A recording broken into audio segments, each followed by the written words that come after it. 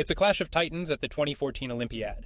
We have former world champion Vladimir Kramnik with the white pieces taking on the explosive Veselin Topalov. Kramnik opens with a Catalan setup, a solid strategic choice. Both players develop their pieces classically, building a solid pawn structure in the center. White fianchettos the light squared bishop to g2, placing it on the long diagonal, while black completes development and castles to safety. The maneuvering begins on the queen side. Kramnik stakes his claim with a pawn push to c5, expanding his space, and follows up with b4. Both sides continue to reposition. Topalov's knight jumps to h5 to poke at the white bishop, but Kramnik simply sidesteps, patiently improving his position. And we see a brief repetition of moves. The players are feeling each other out, probing for any weakness before committing to a plan. The patient maneuvering continues. The pieces dance around the board, but the tension remains high as both sides look for the right moment to strike.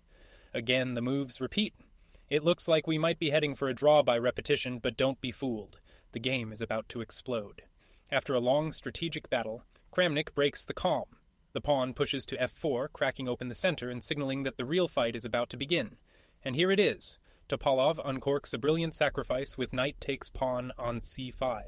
A stunning move that shatters the position, inviting white to take the bait and enter a tactical jungle. Kramnik accepts. The pawn captures the knight on c5, and now Topalov must prove his idea. And this is the point. The pawn storms forward to d4, a fantastic follow-up and the only move to justify the sacrifice. This pawn wedge blows the center wide open, but Kramnik is a genius. He finds the brilliant bishop to f2, a stunning counter-sacrifice, giving back a piece to untangle his own and neutralize black's attack. Topalov continues the onslaught. The pawn takes the knight on c3, keeping the pressure on and forcing Kramnik to navigate a minefield. White recaptures on c3 with the queen. Black's knight lands on d5, and after the white queen steps back to c2, the black bishop retreats to f6. The dust is settling, but the fight is far from over. Another brilliant sacrifice from Kramnik. He pushes the pawn to e4, giving up the exchange to eliminate the powerful knight on d5 and seize a crushing initiative.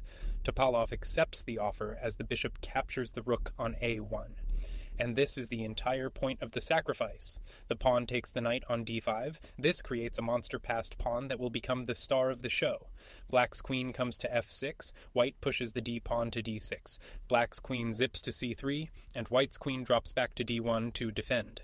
The position is incredibly complex. Topalov's bishop lands on b2, creating problems, but Kramnik finds bishop takes c6 and calmly repositions his knight to b1.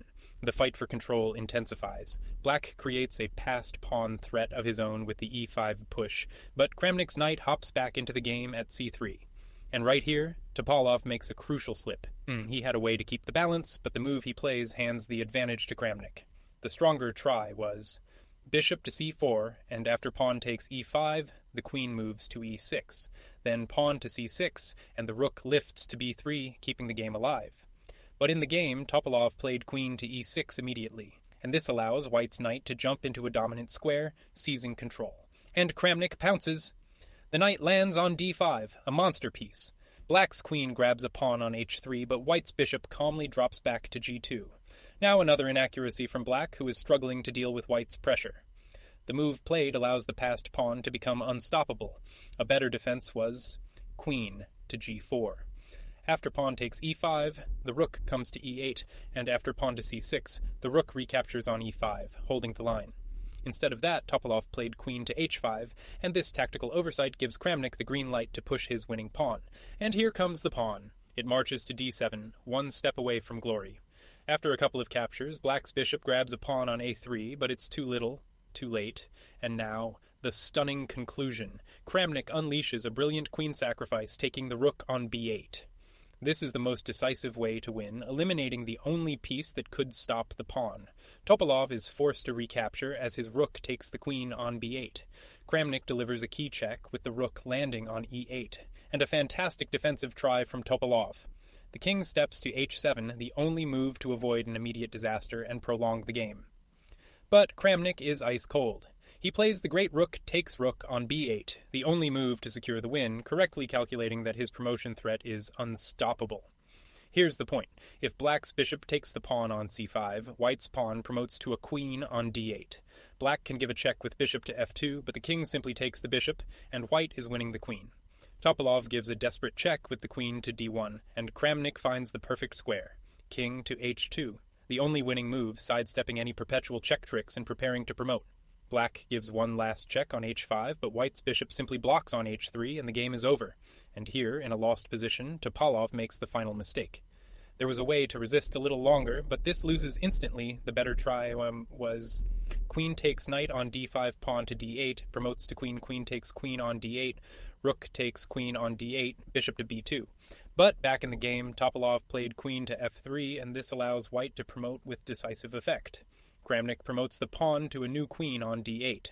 It's completely winning, but believe it or not, this was a slight inaccuracy, missing an even faster path to victory. Topalov gives a final check with queen takes bishop on f2, but this doesn't change the outcome and misses any remaining chance to create problems, and Kramnik's final move is bishop to g2, a great, precise move that parries all threats and forces resignation. There's nothing left to do. What an incredible tactical masterpiece. After a series of brilliant sacrifices from both players, Vladimir Kramnik's attack proves too strong. White wins. Topalov resigned here because there's no way to stop White from winning a decisive amount of material. Here's what he saw. If the bishop takes the pawn on Sali-Fiv, the queen checks on g8. The king is forced to g6. The knight checks on f4, and after the king moves to f6, Black's queen is lost.